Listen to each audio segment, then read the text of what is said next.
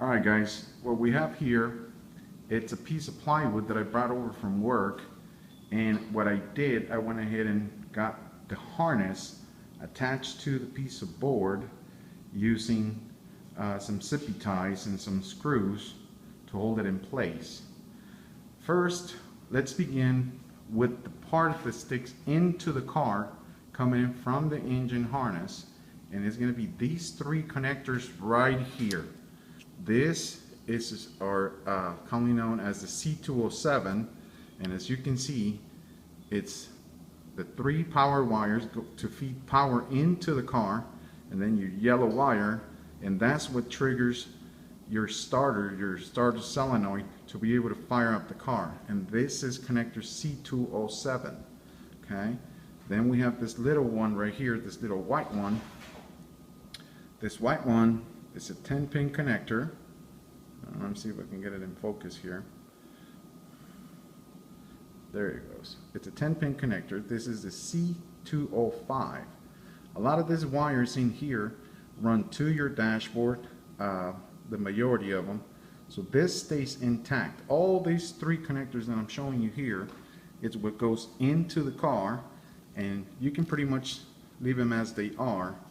This particular one that I'm holding in my hand, this is the C204, connector C204. This is the other part of the C204 connector. This particular harness, it is from a 96 Impala, and the way you can tell, see if we can get those letters there in focus. See the A right there, that letter A?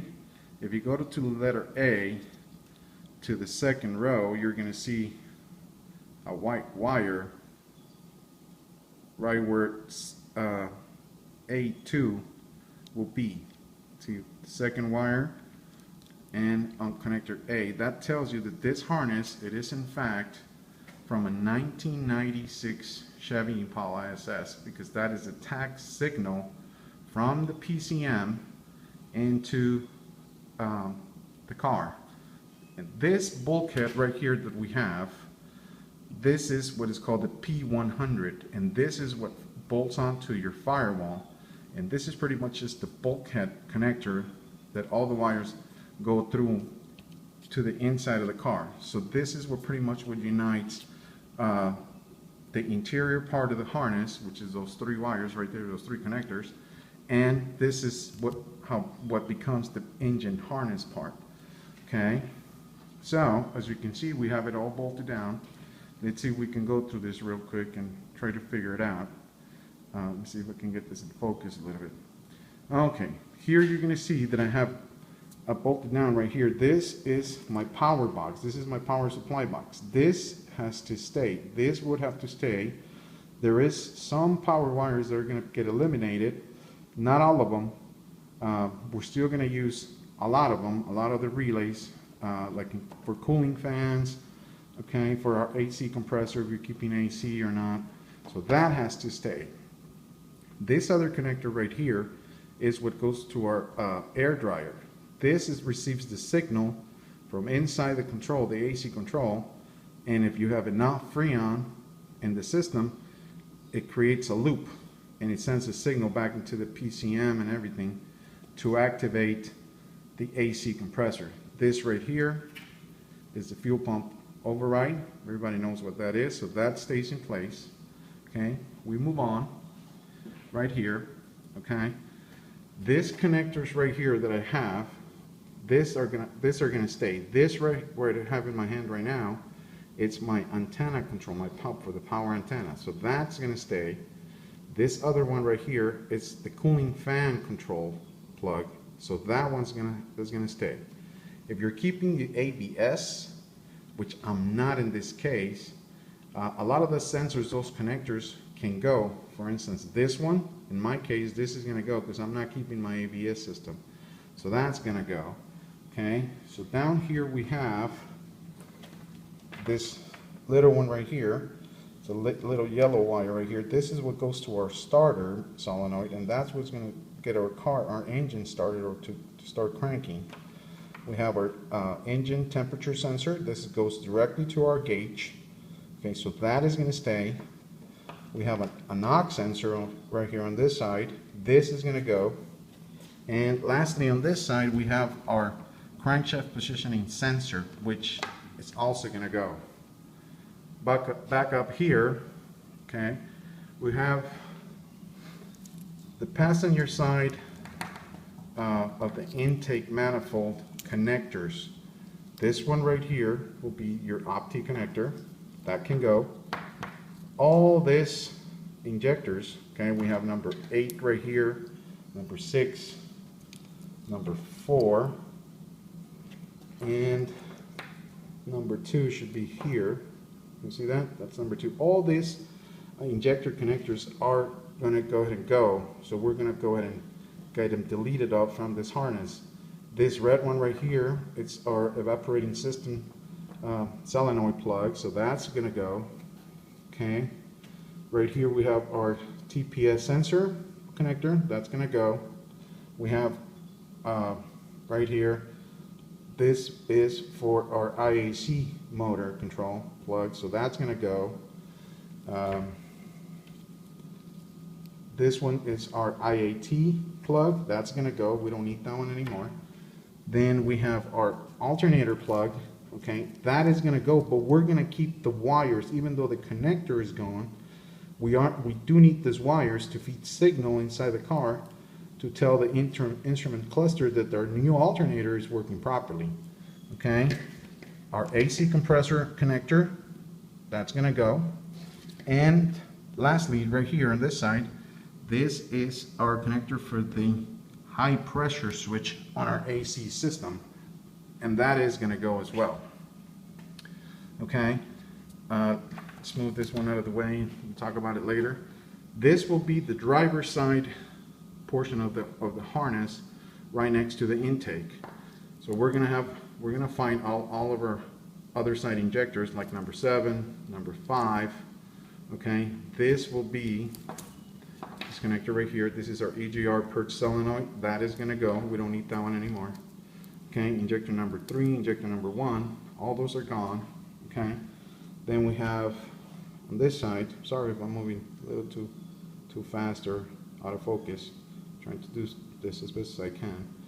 This is our coil connector, or our ignition control module, which we no longer need, so that is going to go. This grounds right here we're going to keep, because we do need to ground this harness, so we're going to go ahead and keep this grounds right here. Those are going to stay. Okay, back on this side we have this connectors. Some of these connectors you may want to keep if you're keeping your washer fluid tank. That's what this is right here, washer fluid. Okay, this is the ABS. In my case, this is going to be gone. Okay, so I'm not keeping that one. This is our engine temperature coolant sensor in front of the water pump. That is going to go. We don't need it anymore. And this is going to the power steering line, or to, actually my bad, I think this is going to the air pump, which we no longer need. Okay, so that's that.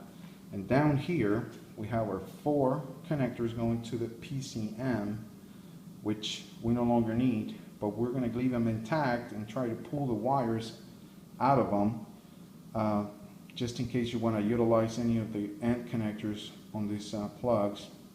Okay, this right here is our MAF sensor, and another ABS sensor right here. Okay, that is pretty much what's there.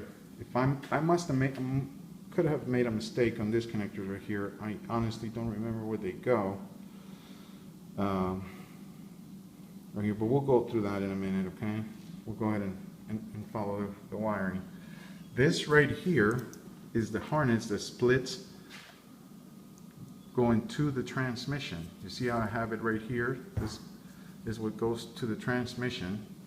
Okay, we have our tranny, the main tranny plug right here, O2 sensor, another O2 sensor here. Then we have another O2 sensor here. This is a 96 car, so it did have 4 O2 sensor. And then we have our VSS connector plug, which all this harness right here is going to go. Okay, on this side right here we have our 4th and last O2 sensor connector, and our second NOx sensor, which these two are also going to be gone. just dangling all by itself here, we have our oil pressure sensor. We're going to go ahead and keep that one because that's what's going to feed the oil pressure signal back to our gauge. Okay, so there you have it. This is the way I laid the harness on this board. Hopefully you can see it. Pretty self-explanatory. If you have any questions, let me know. I went ahead and removed all this stock aluminum out of the harness, make it easier to bolt it on and to get some of the oil that was on there and stuff. Try to clean it up a little bit. What we want to do next is get the harness completely unwrapped from this wiring harness tape. This is not electrical tape, this is a special wiring harness tape that we're going to go ahead and peel off and remove it to make sure that we have access to all the wires. So they're going to look like that, so then we can start easily pulling wires out, completely out of the harness, and start eliminating wires from connectors that we do not need.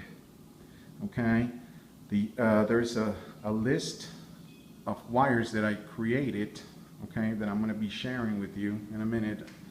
Okay, right here. This list, let's see if we can have a better view of it. This list is the list of wires that we need to keep to make sure that our instrument cluster is happy.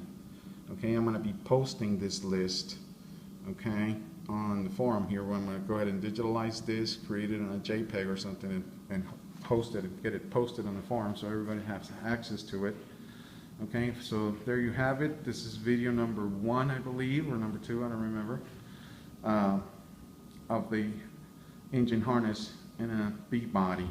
All right, video number 2 will follow, and I'm going to show you how to get rid of some of those connectors and start eliminating. All right, thank you.